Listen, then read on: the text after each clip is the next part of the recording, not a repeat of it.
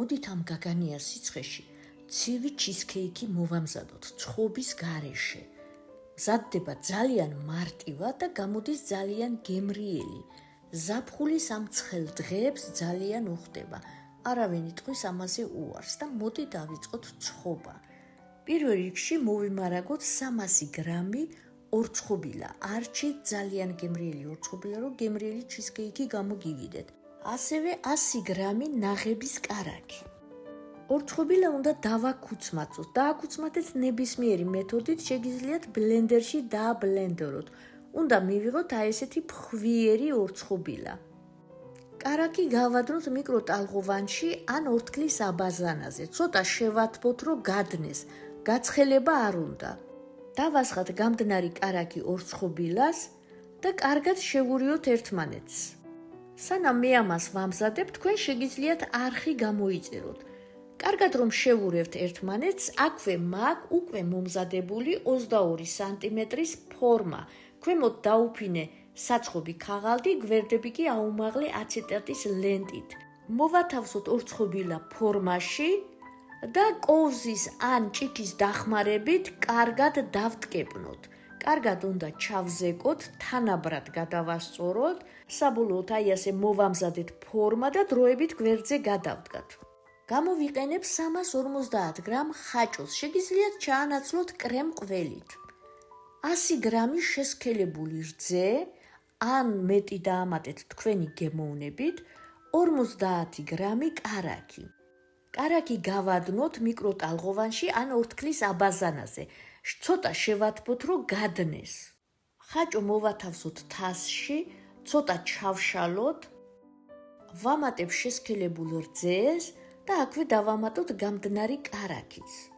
ხაჭოს შემთხვევაში ეს მასა უნდა ჩავაბლენდეროთ, რომ ხაჭოს ნამცეცები არ იგრძნობოდეს. შეგიძლიათ ნებისმიერი მეთოდით ხაჭო ჩაშალოთ ერთგვაროვან მასამდე. აი ასე დავაბლენდერე და მივიღე ერთგვაროვანი მასა. აქ ვანილის დამატება დამავიწყდა და ეხლა დავამატებ. შეურიოთ კარგად ვანილიც, თავიდანვე ჯობია რომ დაამატოთ და მივიღეთ აი ასე ხაჭოს ერთგვაროვანი მასა, რომელსაც დროებით გვერდზე გადავდგა. 10 გრამ ჟელატინის ფხვნილს ვამატებთ 60-70 მილილიტრ წყალს. ჟელატინი უნდა დაიფაროს და ჩალბეს შიგ. ეს ცოტა მოვურიოთ და დავტოვოთ, რომ გააქტიურდეს, გაფულდეს. მოვამზადოთ ნაღები, 500 მილილიტრი ცივი ნაღები მოვათავსოთ თასში. ნაღები უნდა იყოს აუცილებლად ცივი. ნაღები აქაც შეგიძლიათ შეცვალოთ იგივე რაოდენობის არაჟნით. არაჟნის მჟავე გემო ძალიან უხდება ჩიზქეიკებს.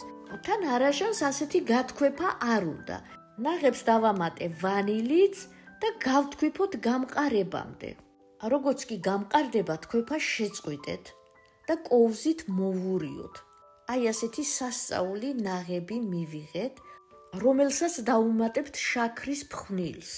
150 გრამი შაქრის ფხვნილი დავაცერი ნაღებს, რადგან ძალიან კორძებიანი შაქრის ფხვნილი მაქვს. კოვზით მოვურიოთ და კარგად შევურიოთ ერთმანეთს. სანამ მე ამას ვამზადებ, თქვენ შეგიძლიათ არხი გამოიწეროთ. საბოლოოდ ნაღების მასაც მზათა გვაქვს, გადმოვდგათ ჩვენი ხაჭოს მასა და მთელი ხაჭო გადმოვიტანე ნაღებში. ხაჭოს მასა და ნაღების მასა გავაერთიანოთ ერთგვაროვანი მასის მიღებამდე. ამასობაში ჩვენი ჟელატინიც გაფულდა, გავადნოთ მიკროტალღოვანში ან ორთქლის აბაზანაზე. ასეთი თხევადი ჟელატინი უნდა მივიღოთ, მაგრამ არ უნდა დავასხათ უცებ.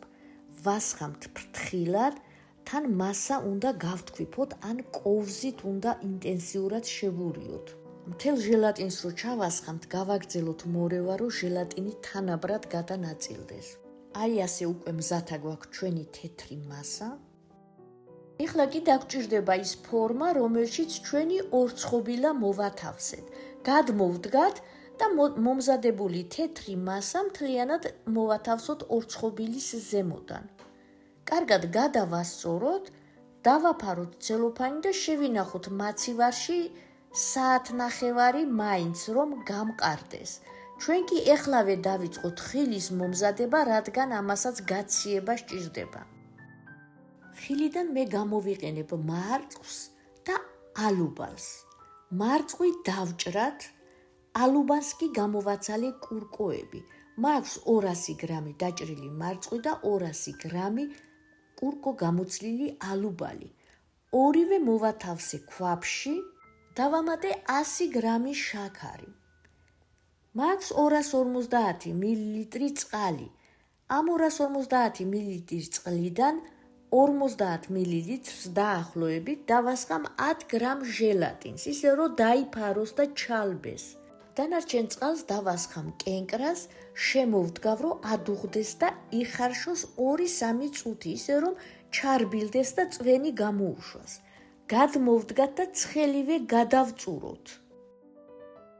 ცხელ წვენში მოვათავსოთ ჩამბალი ჟელატინი, მოვურიოთ და კარგად გავხსნათ. აქ ჟელატინს ცალკე გადნობა არ ჭირდება, ცხელ წვენში თვითონ ჩადნება, მაგრამ კარგად უნდა მოვურიოთ, რომ მთელი გაიხსნას და მივიღოთ ერთგვაროვანი სითხე. წვენი დავტოვოთ, რომ კარგად გაცივდეს. უკვე რომ კარგად გაცივდება, დავჭრათ კენკრა 200-300 გრამი. მე მაქვს ისევ მარწყვი და ალუბალი. ალუბალს, რა თქმა უნდა, კურკები გამოვაცალე, მარწყვი კი დავჭერი.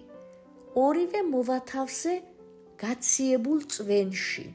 მაცივრიდან გადმოვდგათ ფორმა, სადაც თეთრი ფენა უკვე გამყარდა და ჩვენი წვენი მოვათავსოთ თეთრი ფენის ზემოდან.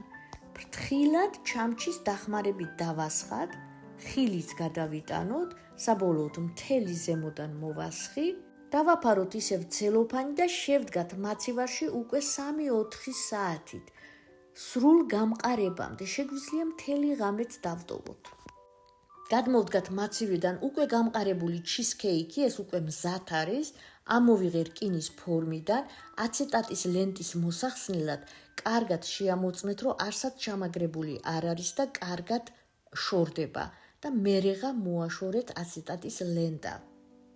გამოგვივიდა ესეთი სასწაული ჩიზქეიკი, ახლა ეს უნდა დავჭრათ და დავაგემოვნოთ. მე ხილის წვენს 10 გრამის მაგივრად 8 გრამი ჟელატინი დავამატე და უნდა იყოს მთრთოლავი ჟელე.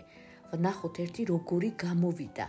როგორ გამოვიდეს მყარი ჟელე ან მთრთოლავი ჟელე, ამის დოზებს დაგიწერთ აღწერაში. აი ნახეთ როგორი ჟელე გამოვიდა ეს წვენისგან, ესე რომ თრთის, აი ეს არის მთრთოლავი ჟელე. გამოდის საოცრად გემრიელი, აი ესეთი დესერტები ძალიან მიყვარს ამ გაგანიას სიცხეში. აუცილებლად მოამზადეთ, ვიცი რომ მოგეწონებათ, ვიდეოს გაზიარება და მოწონებაც არ დაგავიწყდეთ, არხი გამოიწერეთ და მეგობრებსაც შესთავაზეთ. მე კი თქვენ დროებით გემშვიდობებით, მალე ისევ შევხვდებით ძალიან საინტერესო რეცეპტებით, იქამდე კი ბედნიერ დღეებს გისურვებთ.